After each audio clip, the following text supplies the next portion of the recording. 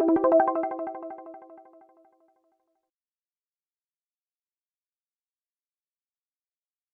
third area of my medal address will actually look at one of the new areas that I've been involved in, and that is the development of materials for ocular drug delivery.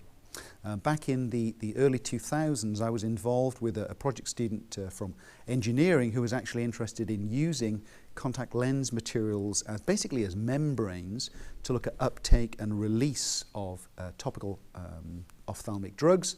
And through that we began to realize, well, you know, maybe there's a way of being able to actually control the delivery of those drugs, because what actually happens with a contact lens when you expose it to any form of topical drug is that with conventional materials, whether they be hydrogels or silicone hydrogels, they actually are very good at soaking up the drug, but then when you pop it on the eye, you end up getting this burst release. You actually can't control that release in any way.